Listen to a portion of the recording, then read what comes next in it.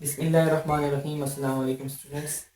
आज का हमारा लेक्चर है थ्योरम 11.3 क्लास 9th मैथमेटिक्स। तो स्टूडेंट्स आज के थ्योरम की स्टेटमेंट है the line segment joining the mid point of two sides of a triangle is parallel to third side and half is long.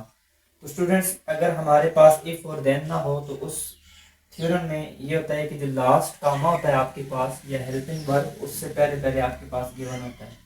तो गिवन में देखें आपको स्टूडेंट्स एक ट्राइंगल दी हुई है, आपने कोई भी ट्राइंगल बना लेनी है। जैसे यहाँ पर मैंने ये रेड कलर में बनाई हुई है पी क्यू आर। तो स्टूडेंट्स आपने इसको लिखना है in triangle P Q R. अब इस ट्राइंगल में आपको क्या दिया हुआ है, आपने एक लाइन सेगमेंट बनानी है। अब वो लाइन कैसे बनानी है, जो ट्राइंगल की कोई सी दो साइड्स के मिड पॉइंट को ज्वाइन करे। उसके लिए स्टूडेंट्स आपने क्या करना है, यहाँ पर मैंने मिड पॉइंट लिया है, एक ए है और दूसरा बी है। जो ए है वो पी क्यू का मिड पॉइंट है, तो हम यहाँ पर इसको लिख लेंगे A is the mid point of P Q. उसके बाद स्टूडेंट्स हमने दो मिड पॉइंट्स लेने हैं और बी जो है ये भी मिड पॉइंट है, आपने इसको भी लिख लेना है B is the mid point of P R. Students आप इनको ऐसे भी लिख सकते हैं A and B B the mid points of P Q and P R respectively. अब हमने इन दोनों पॉइंट्स को ज्वाइन करने से, जब ज्वाइन करेंगे तो हमारे पास एक लाइन सेगमेंट आ जाएगी। अब उस वो भी हमें गिवन है तो हमने लिख देना है A B is a line segment. A B is a line segment. अच्छा स्टूडेंट्स, ये जो हमने ए और बी मिड पॉइंट लिखे हैं इसका मतलब क्या है कि P से लेकर A तक का डिस्टेंस और A से लेकर Q तक का डिस्टेंस बराबर है, यानी P A is equal to A Q and P B is equal to B R. तो स्टूडेंट्स ये था हमारे पास आज के स्टूडेंट्स का, आज के थ्योरम का गिवन। और जो इसके बाद है नेक्स्ट हेडिंग जो होती है वो हमने प्रूव करना है। ये इज लगा हुआ है, अब हमने ये देखना है टू प्रूव। जब आप लिखेंगे तो आपने ये देखना है कि ये इज किसके लिए लगा हुआ है। स्टूडेंट्स ये जो इज लगा हुआ है ये इस लाइन के लिए लगा हुआ है। वो लाइन हमारे पास कौन सी है, ए बी। तो हमने प्रूव क्या करना है, आज हमने दो चीजें प्रूव करनी है। नंबर वन कहता है कि ये जो ए बी है, जिन दो के आपने मिड पॉइंट्स लिए थे उसके अलावा हमारे पास एक साइड बचती थी क्यू आर, ये उस साइड के यानी थर्ड साइड के पैरेलल है। पहली चीज जो हमने प्रूव करनी है वो ये प्रूव करना है A B is parallel to Q R. तो दूसरा ये कह रहा है कि ये जो ए बी है ये इस क्यू आर का हाफ है। ठीक है, यानी अगर आपके पास क्यू आर 4 सेंटीमीटर है तो ए बी आपके पास 2 होगी, ये उसके हाफ के बराबर है। तो दूसरी जो चीज हमने स्टूडेंट्स प्रूव करनी है वो ये है measure A B is equals to measurement of Q R over 2। तो हम किसी भी साइड का या किसी भी चीज का जब हाफ लेते हैं तो उसको 2 के ऊपर डिवाइड कर देते हैं। ये था स्टूडेंट्स हमारे पास आज के थ्योरम का गिवन और टू प्रूव। और ये डायग्राम थी, ये देखें मैंने ट्राइंगल जो रेड कलर में जितने भी डायग्राम बनी हुई है वो आपके पास गिवन है। अब कंस्ट्रक्शन स्टूडेंट्स मैंने ये की है डॉटेड लाइन में ब्लैक में। तो इस थ्योरम को हम कैसे प्रूव करेंगे, आप स्टूडेंट्स क्या करना है, जितनी ये ए बी साइड है इसको इतना ही आगे एक्सटेंड करना है सी तक। तो यहाँ पर आप कंस्ट्रक्शन में क्या लिखेंगे, तो कंस्ट्रक्शन जो है इस थ्योरम की क्या आ जाती है कि आपने जो लाइन सेगमेंट ज्वाइन करने से आपके पास आई है आपने उसको एक्सटेंड कर देना है। तो क्या आ जाएगा students, extend A B at C, point C. हमने ए बी को सी तक एक्सटेंड किया। अब सी कितना पॉइंट कितना दूर है, उसके लिए स्टूडेंट्स आपने कंडीशन लिखनी है such that measurement of A B is congruent to measurement of B C, कि ए से लेकर बी तक का डिस्टेंस और बी से लेकर सी तक का डिस्टेंस ये बराबर हो। आपने इतना एक्सटेंड करना है। यहाँ पर आप मैंने सी पॉइंट लिया, कोई भी पॉइंट ले सकते हैं। तो स्टूडेंट्स उसके बाद आपने क्या करना है, इस सी पॉइंट को वर्टेक्स आर से ज्वाइन कर देना है। तो यहाँ पर आपने लिख देना है ज्वाइन सी टू आर। उसके बाद स्टूडेंट्स देखें यहाँ पर मैंने कुछ एंगल मेंशन किए हैं 1 2 3 4। इसको भी आपने लिख लेना है लेबल्ड एंगल 1 2 एंगल 4। तो ये स्टूडेंट्स हमारे पास इसकी कंस्ट्रक्शन थी। अब स्टूडेंट्स इसको हमने प्रूफ कैसे करना है? हमने ये प्रूफ करना है कि ए बी पैरेलल है क्यू आर के। तो स्टूडेंट्स आप देखें हमने कंस्ट्रक्शन कुछ इस तरह से की है।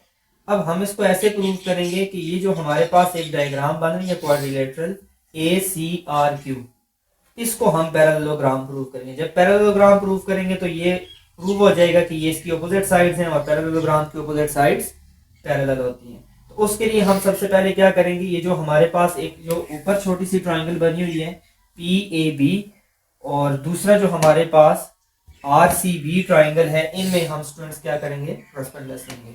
तो हमारे पास नेक्स्ट जो हेडिंग आ जाती है स्टूडेंट्स वो कौन सी आ जाती है, प्रूफ की। तो प्रूफ में हम मजीद दो हेडिंग्स देते होते हैं, स्टेटमेंट एंड रीजंस।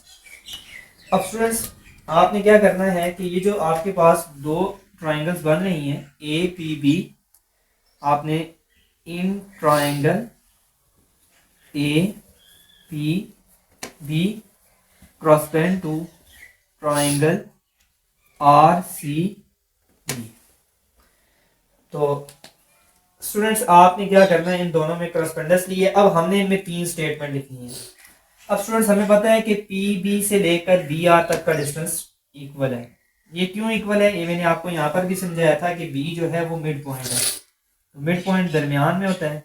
तो P B is congruent to measurement of B R. इसका रीजन आप क्या लिख देंगे, गिवन, क्योंकि मिड पॉइंट हमें गिवन है, तो मिड पॉइंट की वजह से ये जो है कॉन्ग्रुएंट है। उसके अलावा स्टूडेंट्स देखें हमने ए से बी तक का डिस्टेंस और बी से सी तक का डिस्टेंस ये भी बराबर था। Measurement of A B is congruent to measurement of B सी।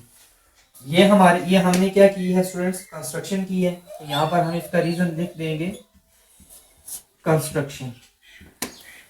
उसके बाद हमारे पास एक स्टेटमेंट हमें मजीद चाहिए इसको प्रूव करने के लिए। वो स्टूडेंट्स हमारे पास ये दो एंगल हैं जो आमने सामने बने हुए हैं। एंगल 1 ऊपर वाली ट्रायंगल में angle 1 is congruent to angle 2। तो ये हमारे पास कौन से एंगल होते हैं, वर्टिकल एंगल्स, और वर्टिकल एंगल्स हमेशा आपस में कॉन्ग्रुएंट होते हैं। तो स्टूडेंट्स तीन स्टेटमेंट हमने लिख ली है। Therefore triangle A P B is congruent to triangle R C B, ये कॉन्ग्रुएंट होगी। अब हमने इसमें दो साइड और एक एंगल लिया है। तो हमेशा की तरह जो मैं आपको कहता हूं कि आपने दोनों ट्रायंगल में से एक ट्रायंगल लेनी है और आपने देखना है कि जो चीज आपने लिखी है एंगल जो है वो उन दो साइड के दरमियान में है या अलग है। हमने स्टूडेंट्स लिखा है एंगल 1। तो एंगल 1 देखें पी बी और ए बी के दरमियान में है, तो हमने पी बी और ए बी दोनों साइड लिखी हैं। तो एंगल दरमियान में है तो हम लिख देंगे साइड एंगल साइड पोस्टुलेट।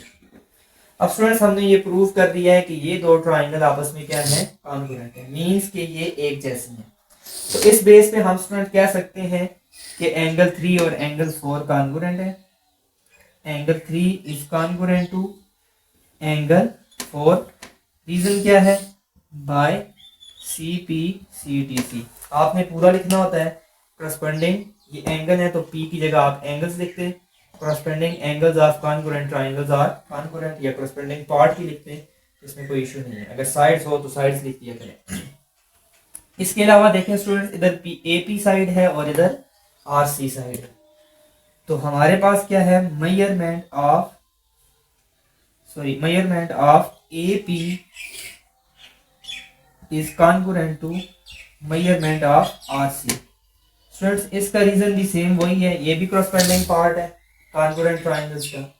अब देखें ए पी जो है वो ए क्यू के भी बराबर है, क्योंकि ये हमारे पास गिवन था कि ए पी और ए क्यू बराबर है, क्योंकि ए जो है वो मिड पॉइंट है।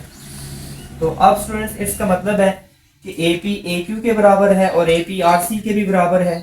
तो ए पी जो है वो ए क्यू के भी और आर सी के भी बराबर है। इट्स मीन आर सी और ए क्यू कॉन्ग्रुएंट है। यहाँ पर हम लिख सकते हैं measurement of A Q is congruent to measurement of R C, measurement of R C आ जाएगा। अब स्टूडेंट्स देखें ए क्यू और आर सी क्यू कॉन्ग्रुएंट है, आपने लिख देना है both are congruent to A P, दोनों ए पी के कॉन्ग्रुएंट है। तो यहां तक स्टूडेंट्स नोट कर लें।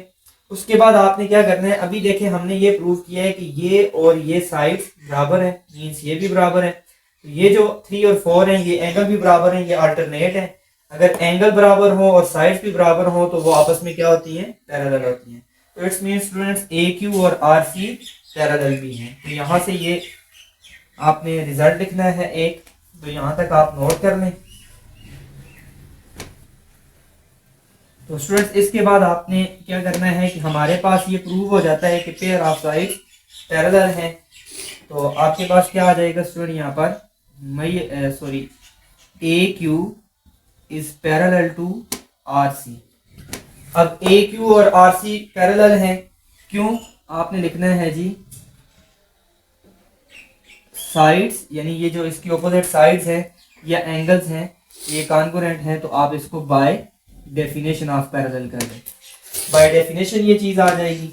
इसके अलावा स्टूडेंट्स जब ये पैरेलल है तो it's mean A C R Q is a parallelogram. तो आपके पास क्या आ जाएगा, so A C R Q is a parallelogram. तो स्टूडेंट्स ये हमने पढ़ा था कि अगर ऑपोजिट साइड्स जो हैं वो पैरेलल भी हों और कॉन्ग्रुएंट भी हों, ये लास्ट थ्योरम ही हमने पढ़ा 11.2 में कि अगर ये पैरेलल हो तो वो हमारे पास क्या होती है, पैरेललोग्राम्स होती है। अब पैरेललोग्राम्स में हमने ये पढ़ा है कि ऑपोजिट साइड्स पैरेलल होती हैं, तो आपके पास ये चीज प्रूव हो जाएगी। फर्स्ट जो हमने प्रूव करनी थी, hence proved A B is parallel to Q R. अब स्टूडेंट्स का रीजन क्या है, आप लिखेंगे opposite sides are of parallelogram. तो ऑपोजिट्स, ये पैरेललोग्राम की ऑपोजिट साइड्स हैं। अब साइड्स तो ए सी तक है लेकिन ये उसी का पार्ट है, तो ए बी जो है वो क्यू आर के भी, यानी ए सी साइड जो है वो क्यू आर के पैरेलल है, तो ये भी उसी का पार्ट है स्टूडेंट्स, तो ये भी क्या होगी, पैरेलल होगी। तो ये जो पहली जो हमारे पास था वो हमने प्रूव कर दिया।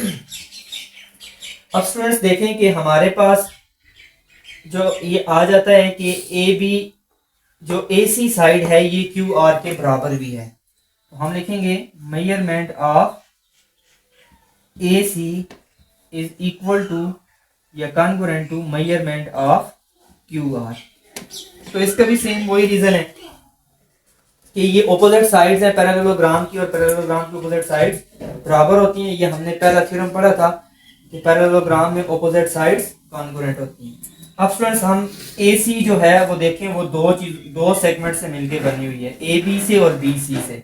अगर हम इन दोनों सेगमेंट्स को ऐड करें तो हमारे पास ए सी की वैल्यू आ जाती है, तो उसकी हम ए सी की जगह लिख लेते हैं कि मेजरमेंट ऑफ ए सी किसके बराबर है, इसको आप इक्वेशन नंबर 1 दे दें, A B plus B C.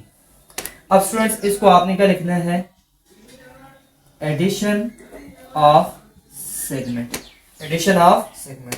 अब ए बी और ए सी, अब हमें ये भी पता है कि जो ए बी और बी सी जो है ये आपस में बराबर भी है, ये हमने कंस्ट्रक्शन की है।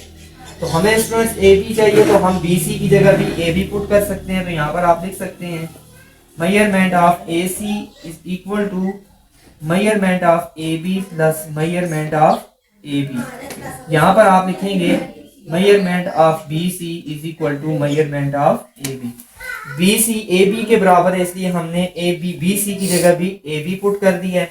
अब ये सेम आ गई, तो measurement of A C is equal to A B plus A B, ये 2 times measurement of A B बन जाएगा।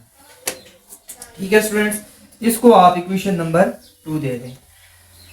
अब स्टूडेंट्स यहाँ पर देखें, यहाँ तक आप नोट कर लें, स्क्रीनशॉट ले लें, वीडियो को पेस्ट करके नोट कर लें। और इसके बाद आप स्टूडेंट्स यहाँ पर देखें कि जो हमारे पास यहाँ पर आ जाता है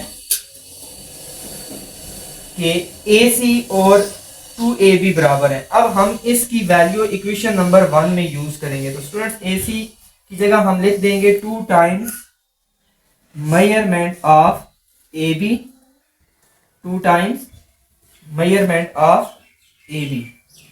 अब स्टूडेंट्स ये हमने ए सी की जगह उसकी वैल्यू पुट कर दिया इक्वेशन 2 से, और ये किसके बराबर है, मेजरमेंट ऑफ क्यू आर। तो स्टूडेंट्स यहाँ पर जरा गौर करें कि आपके पास ए सी क्यू आर के बराबर था। अब ए सी की हमने वैल्यू निकाल ली है, वो 2ab है, जो कि हमने इक्वेशन 1 में पुट कर दी है। ए सी की जगह हमने लिख दिया 2 times A B is equal to Q R. तो ये हम लिखेंगे यूजिंग, रीजन क्या लिखेंगे, इक्वेशन 2 इन इक्वेशन 1। ये इक्वेशन 2 को हमने इक्वेशन 1 में यूज कर दिया। अब स्टूडेंट इसको दोनों तरफ डिवाइड कर दें, इधर से डिवाइड करेंगे तो ये कैंसिल हो जाएगा, और यहाँ पर हमारे पास रह जाएगा मेजरमेंट ऑफ ए बी, और इधर आकर ये डिवाइड हो जाएगा measurement of Q R by 2। तो यहाँ पर आप रीजन लिखते हैं डिवाइडिंग 2 ऑन बोथ साइड। तो स्टूडेंट्स ये देखें, हमने दूसरा रिजल्ट भी प्रूव कर दिया कि ए बी जो है वो क्यू आर ओवर 2 यानी उसके हाफ के बराबर है। लास्ट में आप लिख दें हेंस प्रूव्ड। तो स्टूडेंट्स ये था हमारे पास आज का थ्योरम 11.1।